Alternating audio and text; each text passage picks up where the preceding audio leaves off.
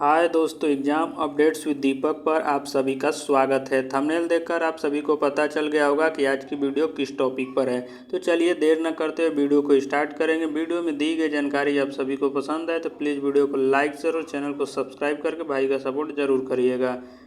और हम जानते हैं कि आज हम लोग जो वीडियो देखने वाले हैं ये यूपी ट्रिपल एस सी पेट प्रीवियस ईयर का क्वेश्चन देखने वाले हैं। और इतिहास के में जो क्वेश्चन पूछे गए थे, आप जानते हैं कि जो इतिहास का क्वेश्चन पूछा जाता है 10 नंबर का यूपी ट्रिपल एस सी पेट का जो एग्ज़ाम होता है उसमें पूछा जाता है। तो इससे पहले हम लोगों ने 3 शिफ्टों का आपने नहीं देखा होगा तो जाकर देख लीजिएगा। मैंने 3 शिफ्ट का जो क्वेश्चन पूछा गया था प्रीवियस ईयर का उसको अपलोड कर दिया है, यानी वीडियो बनाकर अपलोड कर दिया है।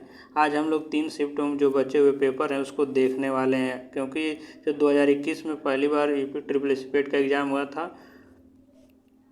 तो वो एक ही दिन चला था, यानी 2 शिफ्टों में हुआ था। और जो 2022 में एग्ज़ाम हुआ था वो 2 दिन चला था, यानी 4 शिफ्टों में चला था। यानी टोटल अगर आप कहें तो जो 6 शिफ्टों में 2021 और 2022 के पेपर हुए हैं यूपी ट्रिपल एस सी का। तो हम लोग इतिहास का ही क्वेश्चन जो देखने वाले हैं। इसके बाद हम लोग ज्योग्राफी के जो यूपी ट्रिपल एस सी पेट में पूछे गए हैं प्रीवियस ईयर क्वेश्चन है उसको देखेंगे। ऐसे ही इकोनॉमिक्स को देखेंगे, क्योंकि अलग अलग अगर बना दिया जाए तो आपको आसानी से याद करने में आसानी रहेगा, क्योंकि छोटा वीडियो होगा। अगर 100 क्वेश्चन प्रीवियस ईयर का बनाए तो ज़्यादा लेंदी वीडियो हो जाएगा, तो इसलिए दिक्कत होगा। तो आप अपने चॉइस के अनुसार आप देख सकते हैं। अगर हिस्ट्री का देखना चाहें, ज्योग्राफी देखना चाहें, इकोनॉमी, पॉलिटी ऐसे देखना चाहेंगे तो आप देख लेते हैं। चलिए फिलहाल वीडियो को स्टार्ट करते हैं और फर्स्ट क्वेश्चन को हम लोग देखते हैं। तो इसमें फर्स्ट क्वेश्चन पूछा गया है और ये जो प्रीवियस ईयर का क्वेश्चन ये 16/10/2022 का द्वितीय पाली का हम लोग क्वेश्चन देखने वाले हैं हिस्ट्री का।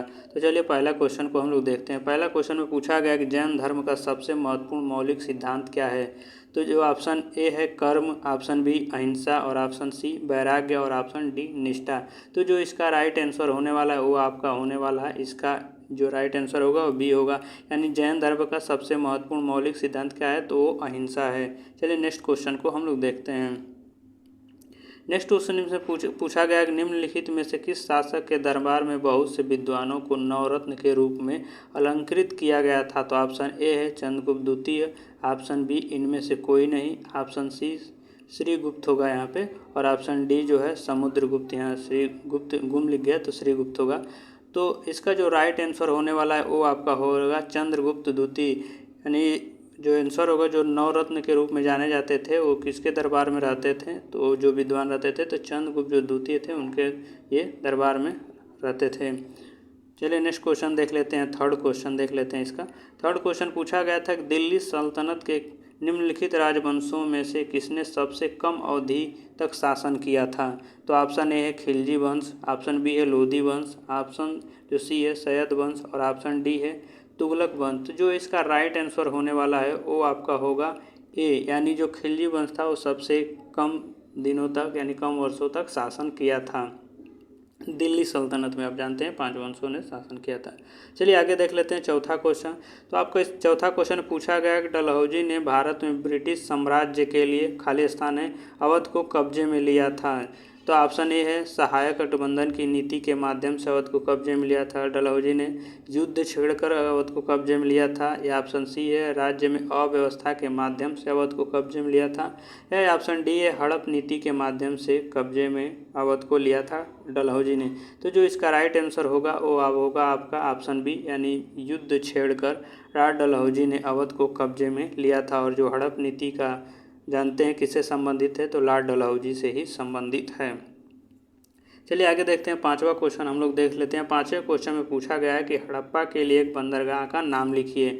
तो ऑप्शन ए है लोथल, ऑप्शन बी नागपट्टिनम और ऑप्शन सी है महास्थानगढ़ और ऑप्शन डी है सिकंदरिया। तो जो इसका राइट आंसर होने वाला है वो आपका होगा ऑप्शन ए, यानी लोथल जो है हड़प्पा का एक प्रमुख बंदरगाह है।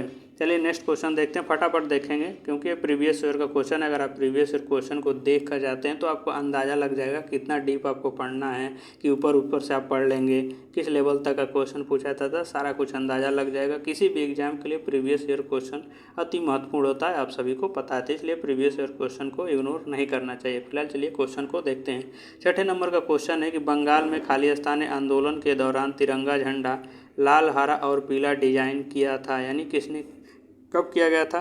तो इसमें बताना है आपका ऑप्शन ए खिलाफत आंदोलन, बी है सबने अवज्ञा आंदोलन और सी है स्वदेशी आंदोलन या दांडी मार्च के दौरान।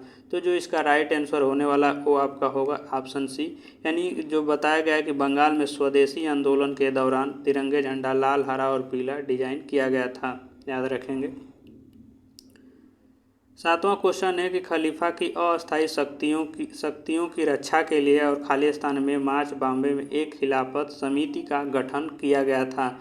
तो जो इसका ऑप्शन है, ऑप्शन ए 1919 में, ऑप्शन बी 1931 में, ऑप्शन सी है 1909 में और ऑप्शन डी है 1930 में। तो जो इसका राइट आंसर होने वाला है वो आपका होगा ऑप्शन ए, यानी 1919 में। यानी खलीफा की अस्थायी शक्तियों की रक्षा के लिए 1919 में मार्च बॉम्बे में एक खिलाफत समिति का गठन किया गया था।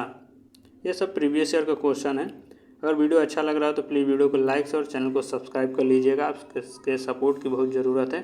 8वां क्वेश्चन है कि भारत सरकार अधिनियम 1935 के अनुसार मुख्य न्यायाधीश के साथ कितने न्यायाधीशों की नियुक्ति की गई थी। ऑप्शन ए 7, ऑप्शन बी इनमें से कोई नहीं, ऑप्शन सी है 6 और ऑप्शन डी है 5। तो जो इसका राइट आंसर होने वाला है वो आपका होगा ऑप्शन सी, यानी 6 न्यायाधीशों की नियुक्ति की गई थी। भारत सरकार अधिनियम 1935 के अनुसार मुख्य न्यायाधीश के साथ कितने न्यायाधीशों की नियुक्ति की गई थी, तो 6 न्यायाधीशों की नियुक्ति किया गया था। चलिए 9वां क्वेश्चन देख लेते हैं।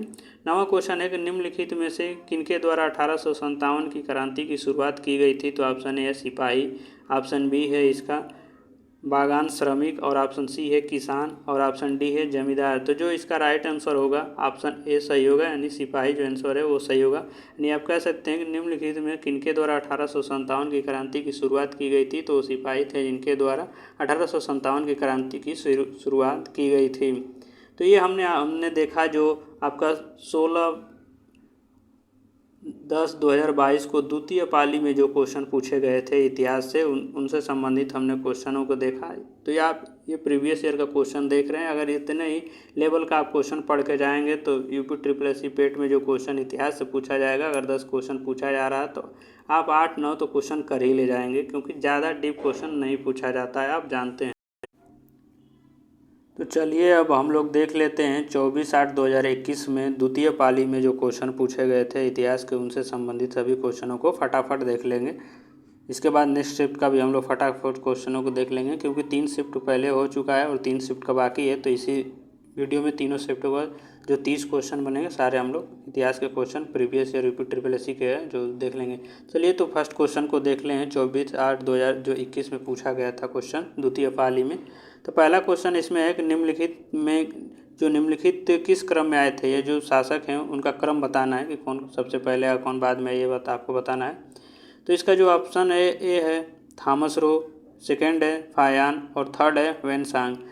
तो इसका जो राइट आंसर होने वाला है वो आपका होगा सी, यानी सबसे पहले आप इसका फायान होगा, उसके बाद आपका वेनसांग होगा और थर्ड में आपका थॉमस रो होगा आने का क्रम। चलिए दूसरा क्वेश्चन देख लेते हैं। दूसरा क्वेश्चन में पूछा गया सिराजुद्दौला किस युद्ध में अंग्रेजों से पराजित हुआ था। तो ऑप्शन ए है बक्सर के युद्ध में, ऑप्शन बी पलासी के युद्ध में, ऑप्शन सी वांडीवास के युद्ध में और ऑप्शन डी इनमें से कोई नहीं। तो जो इसका राइट आंसर होने वाला है वो आपका पलासी के युद्ध में होगा, यानी सिराजुद्दौला जो थे किस युद्ध में अंग्रेजों के साथ पराजित हुए थे। तो पलासी के युद्ध में पराजित हुए थे जो 1757 में हुआ था। चलिए नेक्स्ट क्वेश्चन को देख लेते हैं। इनमें से कौन हड़प नीति का कट्टर समर्थक था। तो ऑप्शन ए है lord Wellesley, option B lord Dalhousie, option C lord Minto, option D lord Hastings. तो जो इसका राइट आंसर होने वाला है आप सभी जानते हैं, इसका answer Lord Dalhousie. Next question है, चौथा क्वेश्चन इसमें पूछा गया है कि भारतीय इतिहास में धन्वंतरी कौन थे। तो ऑप्शन ए है चंद्रगुप्त मौर्य के प्रसिद्ध सेनापति थे, ऑप्शन बी है प्रसिद्ध चिकित्सक जिन्होंने चंद्रगुप्त विक्रमादित्य के दरबार की शोभा बढ़ाई थी, ऑप्शन सी है हर्ष के दरबार के प्रसिद्ध नाटककार थे, ऑप्शन डी है इनमें से कोई नहीं। तो जो इसका राइट आंसर होने वाला है वो आपका होगा ऑप्शन बी, यानी जो धन्वंतरी थे वो प्रसिद्ध चिकित्सक थे जिन्होंने चंद्रगुप्त विक्रमादित्य के दरबार की शोभा बढ़ाई थी, यानी चंद्रगुप्त विक्रमादित्य के दरबार में रहते थे। चलिए नेक्स्ट क्वेश्चन देख लेते हैं 5वें नंबर का। 5वें नंबर के क्वेश्चन में पूछा गया इंडिका जिसमें मौर्यकालीन भारत का उल्लेख है किसके द्वारा लिखी गई है। ये फेमस क्वेश्चन है, आप जानते हैं, अक्सर एग्जाम में पूछा जाता है। ऑप्शन ए है Megasthenes, option B Fa Hien, option C Xuanzang option D है इनमें से कोई नहीं। तो जो इसका राइट आंसर होने वाला है वो आपका होगा ऑप्शन ए, यानी जो मेगास्थनीज था इनके द्वारा इंडिका नामक पुस्तक लिखी गई थी मौर्यकालीन के समय, यानी चंद्रगुप्त मौर्य के कार्यकाल के समय। चलिए छठा क्वेश्चन देख लेते हैं। छठे क्वेश्चन में पूछा गया है कि साइमन कमीशन किस वर्ष भारत में प्रथम बार आया था। तो ऑप्शन ए है 1925, ऑप्शन बी है 1926, ऑप्शन सी है 1919 और ऑप्शन डी है 1928। तो जो इसका राइट आंसर होगा वो आपका होगा 1928, यानी साइमन कमीशन भारत में प्रथम बार कब आया था। तो 1928 में आया था। और साइमन कमीशन का गठन कब हुआ था। तो 1927 में साइमन कमीशन का गठन किया गया था। नेक्स्ट क्वेश्चन है आपका 7वें नंबर में, भारतीय इतिहास कांग्रेस द्वारा किस अधिवेशन में ऐतिहासिक पूर्ण स्वराज्य पूर्ण स्वतंत्रता का प्रस्ताव पारित किया गया था। तो ऑप्शन ए है मुंबई अधिवेशन में, ऑप्शन बी है लखनऊ अधिवेशन में, ऑप्शन सी है कराची अधिवेशन में और ऑप्शन डी है लाहौर अधिवेशन में। तो जो इसका राइट आंसर होने वाला है वो होगा ऑप्शन डी, यानी लाहौर। तो भारतीय राष्ट्रीय कांग्रेस द्वारा किस अधिवेशन में ऐतिहासिक पूर्ण स्वराज या पूर्ण स्वतंत्रता का प्रस्ताव पारित किया गया था। तो लाहौर अधिवेशन में पूर्ण स्वराज पूर्ण स्वतंत्रता का प्रस्ताव पारित किया गया था। चलिए नेक्स्ट क्वेश्चन देख लेते हैं। 8वें नंबर का जो क्वेश्चन है, 8वें नंबर में क्वेश्चन में कहा गया मिलान करने के लिए। तो एक साइड आपका दिया गया है ABC करके, तो उसका मिलान करना है 1 2 3 4 से। तो ए में देखेंगे तो दिया गया है इंडियन नेशनल आर्मी, बी में गदर पार्टी, सी में आपका मित्र मेला और चौथे में दिया गया होम रूल लीग। और पहले में देखेंगे किससे मिलान करना था, Lala Lajpat Rai, Subhash Chandra Bose, BD Savarkar, Annie Besant. तो जो इसका राइट आंसर होने वाला है आपका, चारों ऑप्शन उम्मीद दिख रहा होगा। तो जो इसका राइट आंसर होगा 8वें का वो होगा आपका बी। तो यानी कि आप इसमें कह सकते हैं ए का 2 होगा। इंडियन नेशनल आर्मी का गठन किसके समय किया गया था, यानी किसने किया था। तो सुभाष चंद्र बोस ने। गदर पार्टी का गठन किसने किया था, लाला हरदयाल ने किया था। और मित्र मेला जो बताया गया ये आपका BD सावरकर होगा। और home rule league Annie Besant के द्वारा होम रूल लीग का शुरुआत किया गया था, आप सभी जानते हैं। तो इसका मिलान करना था। 9वें नंबर पूछा गया कि इनमें से किसने महात्मा गांधी के खिलाफत आंदोलन से जुड़ने का विरोध किया था। तो ऑप्शन ए है खान अब्दुल गफ्फार खान ने, ऑप्शन बी है फजल हक ने, ऑप्शन सी है मोहम्मद अली जिन्ना ने और ऑप्शन डी है अबुल कलाम आज़ाद ने। तो जो इसका राइट आंसर होने वाला है वो आपका होने वाला है ऑप्शन सी, यानी मोहम्मद अली जिन्ना ने। तो इसका एक बार और देख लीजिए कि किसने महात्मा गांधी के खिलाफत आंदोलन से जुड़ने का विरोध किया था। तो मोहम्मद अली जिन्ना ने विरोध किया था। चलिए शिफ्ट का लास्ट क्वेश्चन हम लोग देख लेते हैं, उसके बाद हम लोग नेक्स्ट शिफ्ट का क्वेश्चन देखेंगे। लास्ट जो क्वेश्चन है इसका, इसमें ये पूछा गया कि इनमें से कौन सा क्रांतिकारी गठन काकोरी षड्यंत्र मामले में शामिल था। तो ऑप्शन ए में दिया गया गदर पार्टी, ऑप्शन बी में अनुशीलन समिति और ऑप्शन सी में है अभिनव भारत ग्रुप और ऑप्शन डी में दिया गया हिंदुस्तान रिपब्लिकन एसोसिएशन। तो जो इसका राइट आंसर होने वाला है वो आपका डी होगा, हिंदुस्तान रिपब्लिकन एसोसिएशन। यानी इसमें कहा गया है कि इनमें से कौन सा क्रांतिकारी संगठन काकोरी षड्यंत्र मामले में शामिल था। तो आंसर कौन सा होगा कि जो हिंदुस्तान रिपब्लिकन एसोसिएशन क्रांतिकारी संगठन था वो काकोरी षड्यंत्र में शामिल था। और ये घटना कब हुई थी। तो 1925 में काकोरी षड्यंत्र की घटना हुई थी। अब लखनऊ से संबंधित है, आप सभी जानते होंगे। चलिए नेक्स्ट शिफ्ट का हम लोग क्वेश्चन को देख लेते हैं। अगर वीडियो अच्छा लग रहा हो तो प्लीज़ वीडियो को लाइक और चैनल को सब्सक्राइब कर लीजिएगा, सब्सक्राइब करके सपोर्ट जरूर करिएगा। चलिए नेक्स्ट शिफ्ट का अगला क्वेश्चन देखते हैं। तो अब जो हम लोग शिफ्ट का क्वेश्चन देखने वाला है वो शिफ्ट है आपका 24/8/2021 के प्रथम पाली का जो क्वेश्चन पूछा गया था, यानी जब UP SSC का पेट का एग्ज़ाम शुरू हुआ था, आप जानते हैं 2021 में ये शुरू किया गया था। तो फर्स्ट पाली में जो क्वेश्चन पूछा गया वो हम लोग क्वेश्चन देखने वाले हैं। तो चलिए इसको भी फटाफट निपटाते हैं क्योंकि वीडियो ज़्यादा लेंदी है, कोई मतलब नहीं है। तो फर्स्ट क्वेश्चन में यही पूछा गया कि भारत में शासन करने वाले दिए गए शासकों का कालक्रम अनुसार सही क्रम क्या है, यानी किसका शासनकाल पहले था किसका बाद में था, ये आपको क्रम में बताना है। तो चलिए हम लोग देख लेते हैं। ऑप्शन ए में Sher Shah Suri, option B Akbar, option जो थर्ड है अलाउद्दीन खिलजी और ऑप्शन डी जो है आपका इल्तुतमिश। तो जो इसका राइट आंसर होने वाला है वो आपका होगा बी, यानी पहले होगा इल्तुतमिश का शासनकाल था, उसके बाद अलाउद्दीन खिलजी का था, उसके बाद अकबर का था और उसके बाद शेर शाह सूरी का शासनकाल था। इन सभी ऑप्शनों में देखेंगे तो फर्स्ट शासनकाल यानी इल्तुतमिश और लास्ट में किसका था, तो शेरशाह सूरी का था। ये ध्यान रखेंगे, ये आपका आंसर होगा।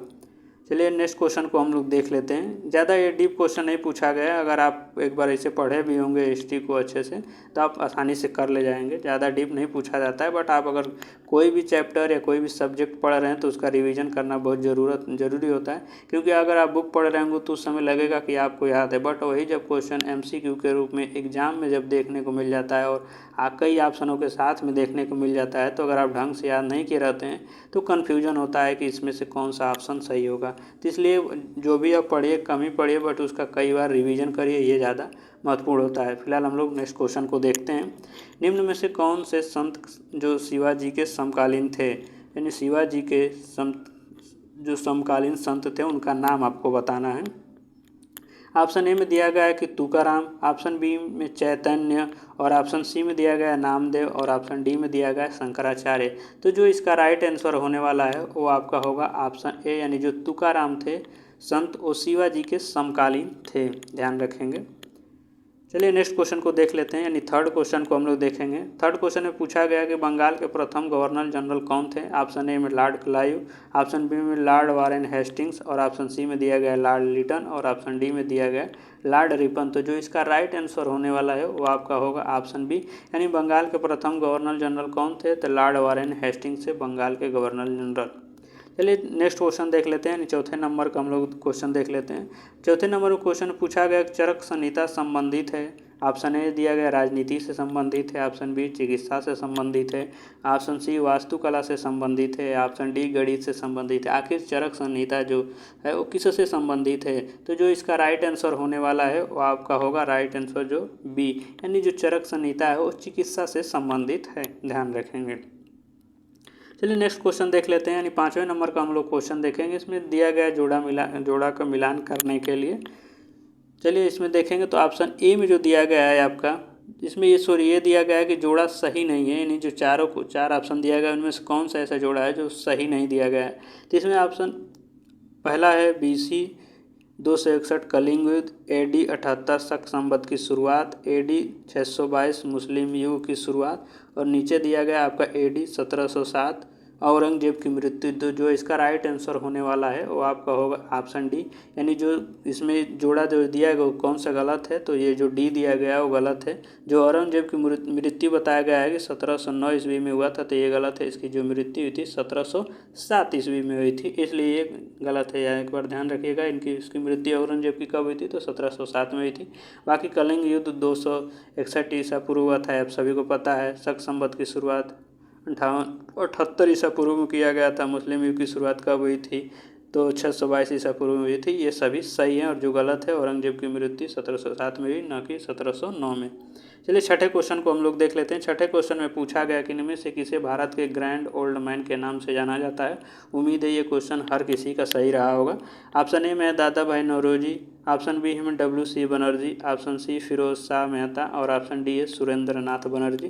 तो जो इसका राइट आंसर होने वाला है वो आपका होगा ऑप्शन ए, दादा भाई नौरोजी को ग्रैंड ओल्ड मैन के नाम से जाना जाता है, और यह अक्सर एग्जाम में पूछा जाने वाला क्वेश्चन है, इसलिए सबने सही ही किया होगा, उम्मीद तो है।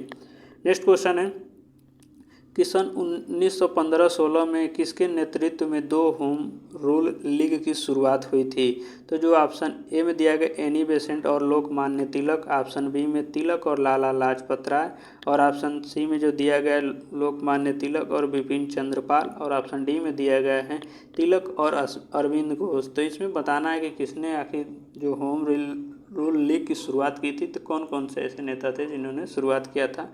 तो जो इसका राइट आंसर होने वाला है वो आपका ऑप्शन ए होगा, यानी एनी बेसेंट और लोकमान्य तिलक ने 1915-16 में 2 जगहों पे होम रूल लीग की शुरुआत की थी। ध्यान रखेंगे, 2 अलग अलग जगहों पे शुरुआत किया गया था।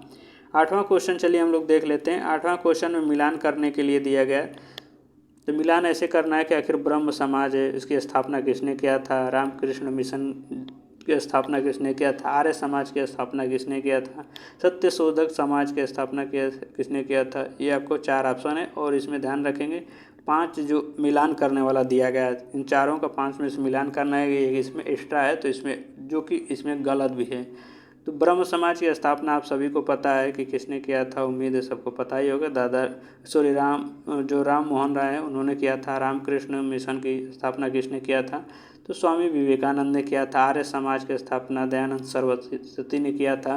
और सत्य शोधक समाज की स्थापना किसने किया था, तो ज्योतिबा राव जो फूले थे उन्होंने सत्य शोधक समाज की स्थापना किया था। तो जो इसका राइट आंसर होने वाला है 8वां का, वो आपका सी, यानी कि 3, 1, 2, 5 इसका राइट आंसर होने वाला है सी नंबर का।